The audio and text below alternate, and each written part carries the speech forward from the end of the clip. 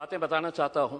Morocco बहुत छोटा सा देश है, लेकिन जब ब्राजील को हराया तो शायद ब्राजील ने कभी सपने में भी नहीं सोचा होगा कि मोरक्को से हम हार जाएंगे। मेसी की अर्जेंटीना को जब सऊदी अरब ने हराया तो अर्जेंटीना ने कभी सोचा भी नहीं होगा कि सऊदी अरेबिया हमें इस तरह से हरा सकता है करके।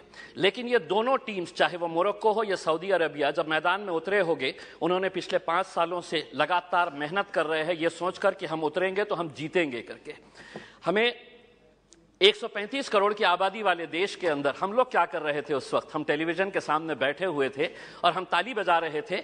खिलाड़ी कोई और था मैदान के अंदर, लेकिन हम खुश हो रहे थे कि देखिए कितना अच्छा गेम हो रहा है करके। उसमें हमें अफसोस इस बात का होना चाहिए कि 135 करोड़ की आबादी वाले देश के अंदर हमने 11 फुटबॉल खिलाड़ियों को तैयार नहीं किया। उस दिन सारे देश ने इस बात का चिंतन किया और हमने भी सोचा, यकीनन आपने भी सोचा होगा कि कहीं ना कहीं कुछ हमारी खेल नीतियों के अंदर कुछ बदलाव लाने की जरूरत है, वरना 135 करोड़ देश की आबादी अगर हम एक टीम तैयार नहीं कर रहे हैं तो कुछ ना कुछ कहीं ना कहीं गलत हो रहा है। इस बात का एहसास हुआ है और शायद वही एहसास को लेकर आज हम सभी लोग यहां पर इकट्ठा हुए हैं।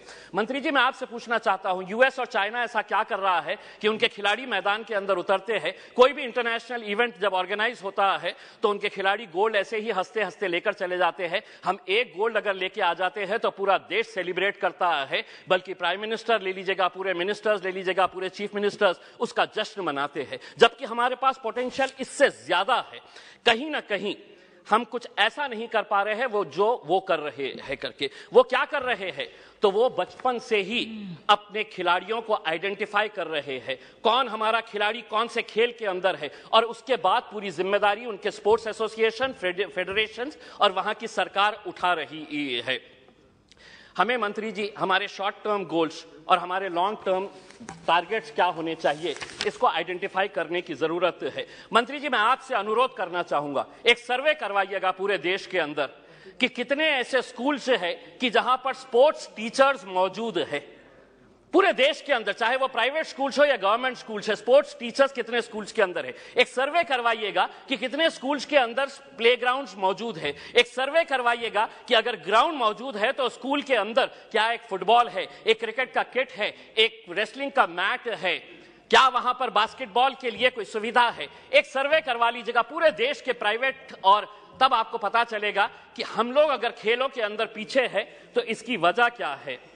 अध्यक्ष महोदय, मैं आपसे के जरिए मंत्री जी से यह अनुरोध करना चाहूंगा, 75 साल देश के आजादी के हो गए हैं, हम वैसे भी करोड़ों रुपया ऐसे वैसे कामों के ऊपर खर्च कर रहे हैं। मंत्री जी ये जिम्मा उठाइएगा कि 75 साल देश की आजादी के मौके के ऊपर हम हर स्कूल को एक स्पोर्ट्स किट प्रोवाइड करेंगे, जिसके अंदर एक फुटबॉल रहेगा, एक रेसलिंग का मैट रहेगा, एक बैडमिंटन के लिए, वॉलीबॉल के लिए जो नेट लगता है वो रहेगा। अध्यक्ष महोदय, एक मिनट, मैं सिर्फ सुझाव दे रहा हूं, और उसके ऊपर लिखिएगा कि अगर खेलेगा इंडिया तो जीतेगा इंडिया। उसके ऊपर आपकी तस्वीर लगाइए, आदरणीय पंत प्रधान जी की तस्वीर लगाइए, और एक 75 साल का तोहफा बोल के देश के तमाम स्कूल्स को आप ये दीजिएगा। हर राज्य के अंदर 4 कम से कम स्पोर्ट्स यूनिवर्सिटीज होनी चाहिए। मेरे शहर के अंदर थी, पूना वालों ने उठाकर उसे पूना लेकर चले गए। हम जमीन ढूंढते रह गए और उन्होंने कहा कि नहीं, हम पूना लेकर चले जाएंगे। 4 स्पोर्ट्स यूनिवर्सिटी, जिसका फोकस एरिया यही होना चाहिए, sports education, sports management, sports science, sports research और स्पोर्ट्स न्यूट्रिशन।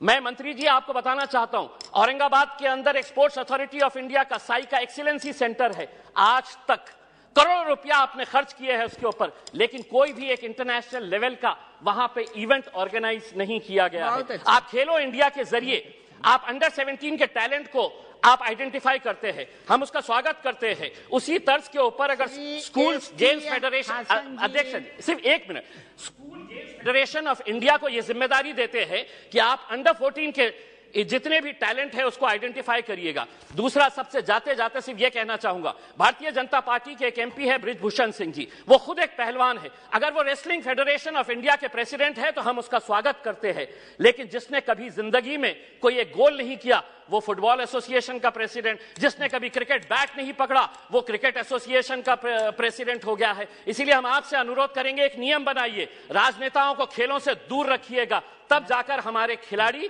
दुनिया के ऊपर राज करेंगे।